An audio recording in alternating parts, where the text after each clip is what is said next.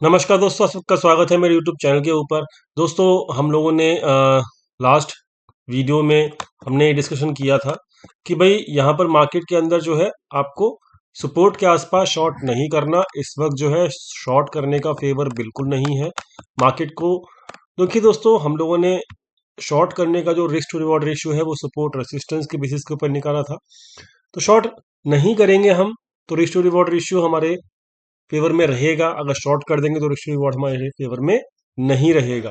तो ये हमने डिस्कशन किया था अपनी पुरानी वीडियोस के अंदर। अब हम देख लेते हैं मार्केट के अंदर हो क्या रहा है। देखिए दोस्तों, मार्केट के अंदर एक सिंपल सी एक चीज है जो कि आपको समझनी चाहिए। यहाँ पर क्या है कि मार्केट जो है पिछले 3 दिन से 1 2 3 पिछले 3 दिन से देखेंगे तो आप मार्केट जो है 18,500 के नीचे नहीं जा रहा है और 18,000 650 650 के आसपास, मतलब टोटल मिला के 100 से 150 पॉइंट के अंदर अंदर ही मार्केट यहाँ पे है। ठीक है, और मार्केट फुल कंसोलिडेशन मूड के अंदर है।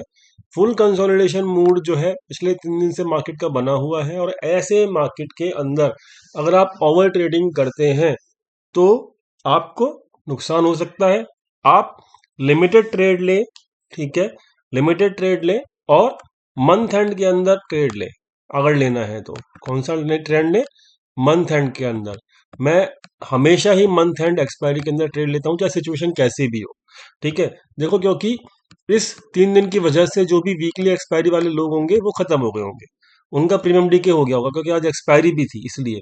तो यहाँ पर बड़ा प्लेयर कब मार्केट को कंसोलिडेट करेगा कब नहीं करेगा वो बड़े प्लेयर के हाथ में होता है। लेकिन अगर हम मंथ एंड के ऑप्शन चेन में काम करेंगे और अगर हम रिस्क टू रिवॉर्ड रेशियो के हिसाब से काम करेंगे तो डेफिनेटली हमको कुछ ना कुछ प्रॉफिट जरूर मिलेगा। तो दोस्तों, ये एक रिस्क मैनेजमेंट का पार्ट है जो कि मैंने अभी आपको समझाया। तो हमारा जो रिस्क टू रिवॉर्ड रेशियो है वो अभी मार्केट सपोर्ट के आसपास था। तो सपोर्ट रेंज अब आपको बताई थी, वो बताई थी 18,500 से लेके 18,600 तक। और मार्केट इस रेंज के अंदर ही घूमता रहा लगातार 3 दिन तक। कंसोलिडेशन कर चुका है इस रेंज के अंदर मार्केट। और जब तक मार्केट 18,500 के नीचे क्लोज नहीं करता है हमारा कोई भी शॉर्ट करने का रिस्क जो है वो, मतलब शॉर्ट करने का मूड जो है नहीं बनेगा। ठीक है, जब तक मार्केट 18,500 के नीचे क्लोज नहीं करता है। और दोस्तों, इस चीज की रिस्पेक्ट भी की है मार्केट ने, अभी तक 18,500 के नीचे क्लोज नहीं किया है और 18,500 जो हमारा सपोर्ट है उसके ऊपर ऊपर ही हम लोग कंसोलिडेशन कर रहे हैं। ठीक है, चलो ये आपको समझा दिया रिस्क टू रिवॉर्ड रेशियो के हिसाब से मैंने पूरा का पूरा पॉइंट।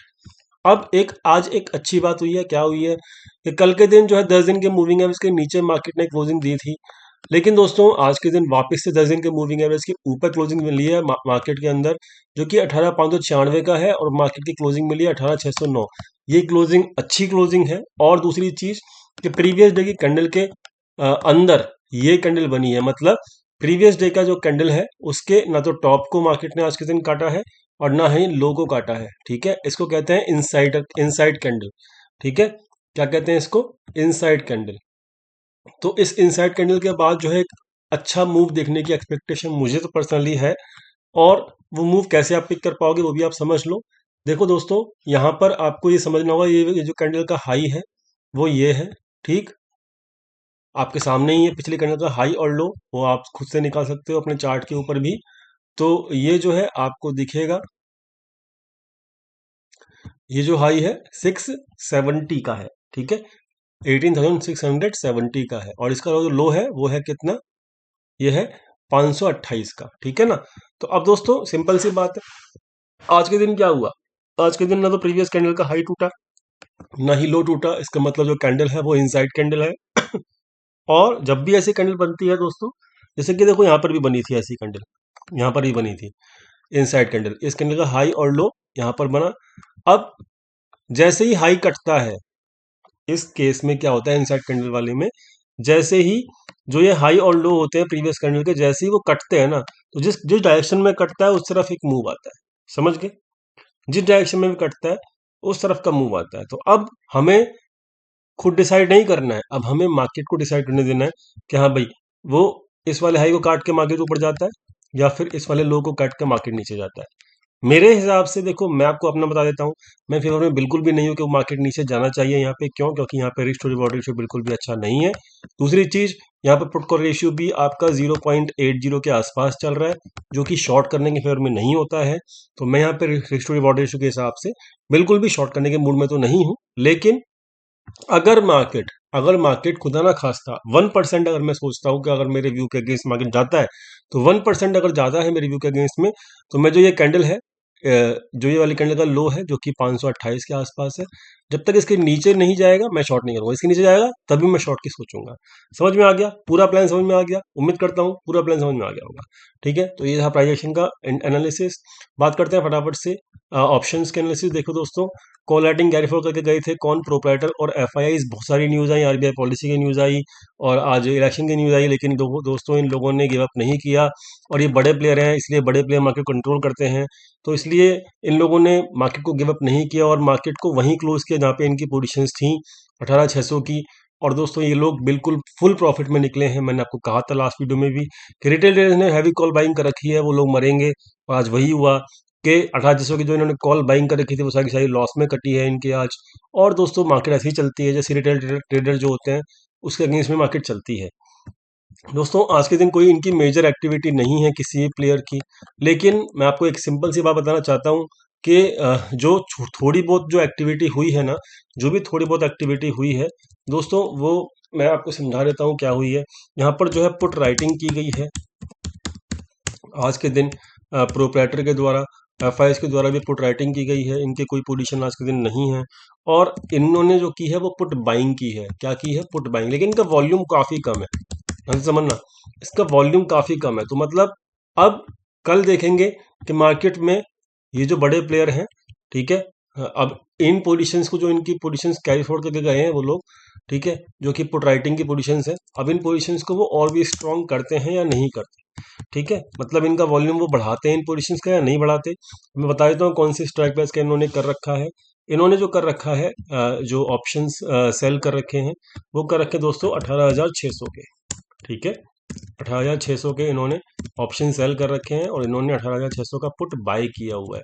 ठीक है, तो ये दोनों, ये जो लोग हैं प्रोप्राइटर और एफआईआई, ये लोग बुलिश है, 18,600 की पुट राइटिंग करके बैठे हुए हैं। इन लोगों ने कोई भी यहाँ पर पोजीशन नहीं बनाई हुई है ज़्यादातर। ठीक है, तो इन लोगों का हम नो पोजीशन रखेंगे।